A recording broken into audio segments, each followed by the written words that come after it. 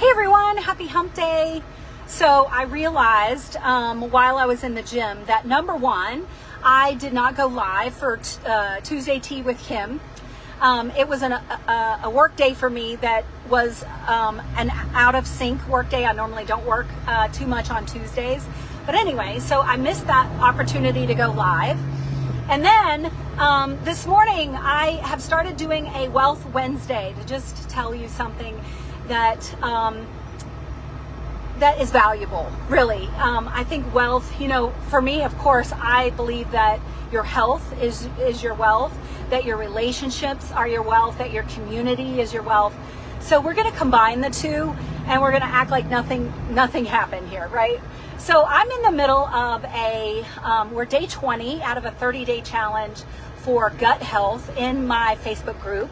So if you're not in there already, and you would like to be, please let me know. I am happy to invite you to that group. It's growing by leaps and bounds, and we have a really interactive, supportive group. So there's a little bit of accountability, a little bit of relationship, and a little bit of community for Wealth Wednesday for you. But I also wanted to give you some valuable information, and I've had lots of conversations recently.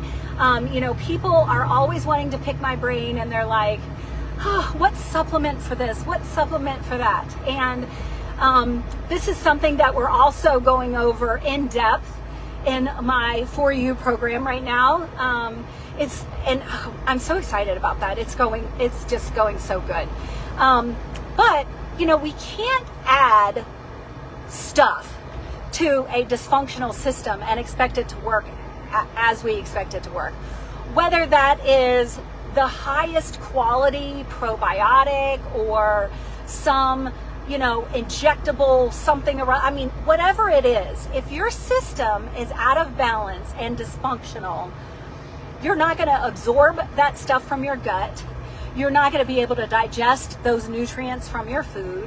That supplement is going to go through your system pretty much unabsorbed, unaffected, just like a lot of your food might be.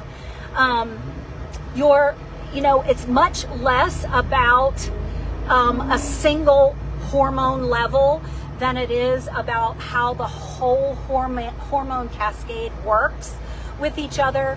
And it is, much less about calories as far as getting your mitochondria to produce that ATP than it is about what type of fuel you're providing for your cells and how you're helping your mitochondria to burn cleanly and to detox itself.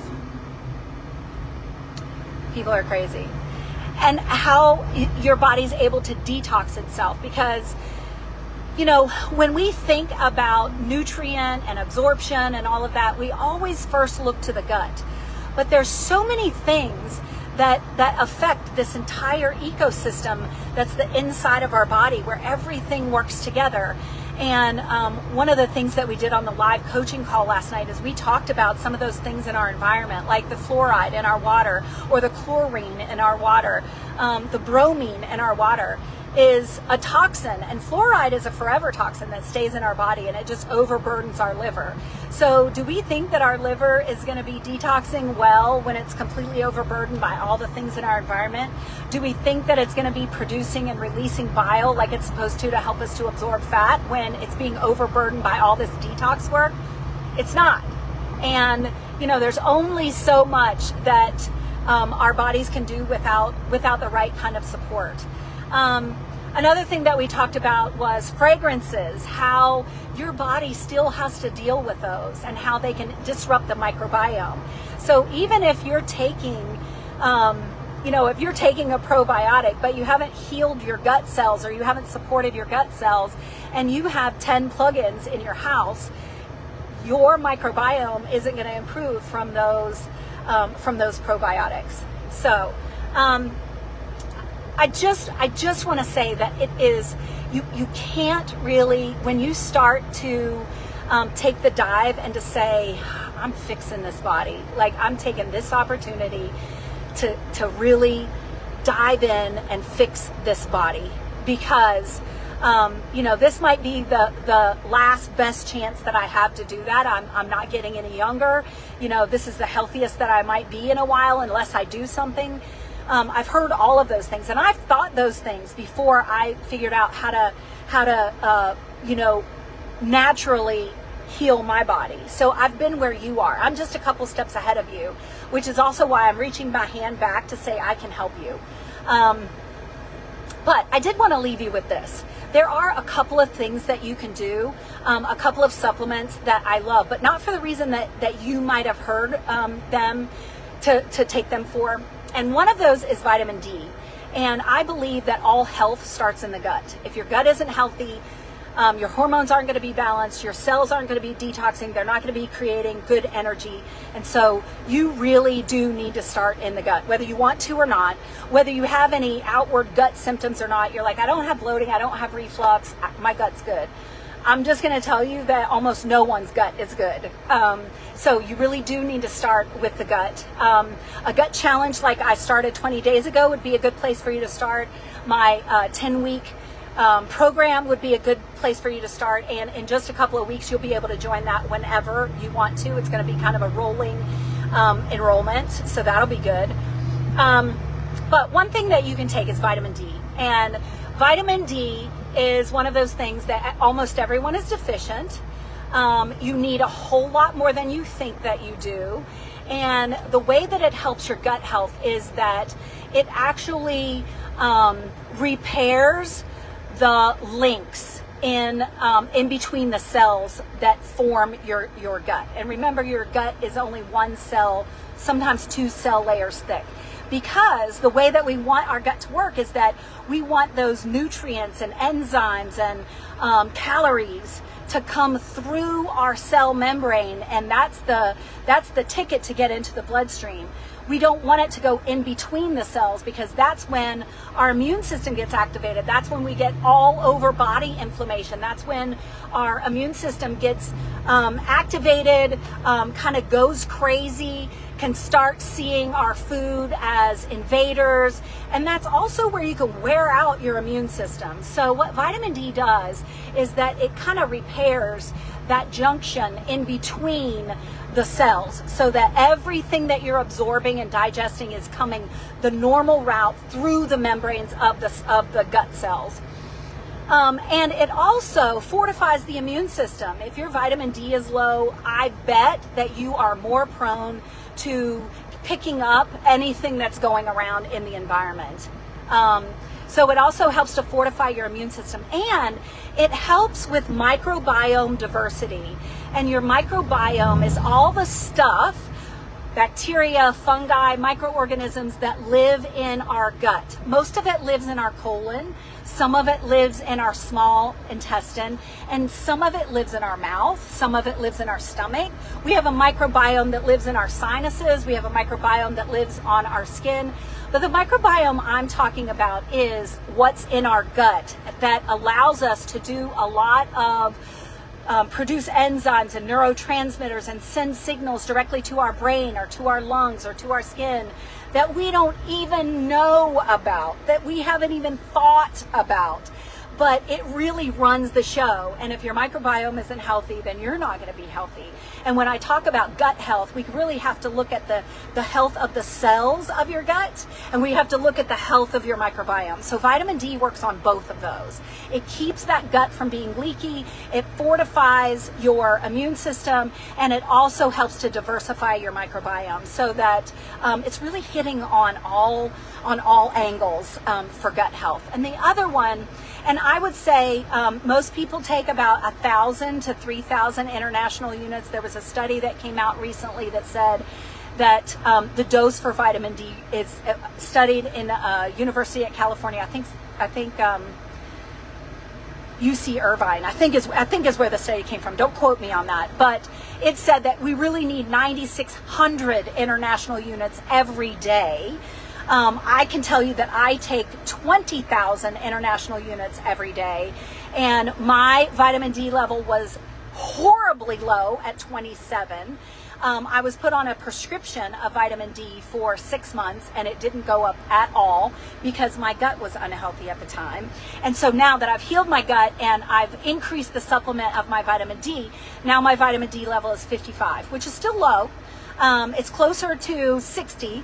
I really want your vitamin D level to be between 60 and 80. So if you don't have a vitamin D level, that's something that I do on my core health panel if you're interested at all. Or ask your primary care doctor to order a vitamin D. It's important. It's important for gut health. It's important for your immune health. It's important for your overall health, just saying that. And then the other supplement is zinc. So zinc is also super important for stimulating and fortifying and supporting our immune systems, which is really, if you think about, if all of us have, or most of us have, an unhealthy gut that leads to inflammation throughout the body, or it leads to leaky gut that leads to inflammation, that inflammation comes from our immune system. So our immune system is constantly on guard, constantly working. And just like we feel tired after we've done, 10 or 12 shifts in a row, right, without a break, your immune system feels the same way. And so your immune system can really be worn out. And zinc is imperative for improving that. It also will help with, it helps to release the enzymes that you need to release in the small intestine so that you absorb fats, proteins, and carbohydrates, so that you break those down into the smallest particle sizes and they can come across that cell membrane in the gut. So that's super important. And then it also helps with microbiome. It actually helps to strengthen your microbiome. So it provides an environment where that diverse microbiome that's coming from your vitamin D or getting helped out by your vitamin D actually has a good environment to thrive. So it's kind of like the zinc is going to build up the neighborhood, and the vitamin D is going to attract new people to come to the neighborhood, if you will. So those two things together, if you're severely zinc deficient, or if you have a lot of gut issues, you really need to heal the gut first. But a supplement would be 50 micrograms, and would be a starting dose, but you only take that for a short period of time. I usually recommend 25 micrograms, and then after 1 month, you're going to need to add copper. Because zinc without copper can actually cause your copper stores to be low, and we don't want that to happen. So if you're supplementing zinc and you've been doing it a long time and you haven't added copper, you need to add copper. So 50 mics for just 1 month. If you know that you're deficient, if you don't know that you're deficient, and I'm never going to tell you to just throw supplements at the wall, like throwing spaghetti at the wall. I really think that you need to test. That's also part of the core health panel that I do, and I do it as a way of looking at your immune system and also looking at your gut health. Zinc is also really important for your thyroid health. So I really get an opportunity to look at all three of the systems that I think have to be working together in this metabolic loop that I teach about. So I hope that this helps someone. But if you have been wondering, why can't I'm eating healthy, I'm doing the things right, and my guess is that you have some stuff going on in your gut that even though you're eating healthy, you're not absorbing, you're not digesting, and your cells are still inflamed, and they're still inflaming your immune system. And so until you cut out that fire and really support those cells and that microbiome, that even eating healthy doesn't really make a difference, because you're not absorbing what you're eating. I hope this helps someone today. If you have questions, let me know. If you need information about the Core Health Panel or my program, or you want to be let into my Facebook group, I've got lots of ways to help you. Just let me know what you need.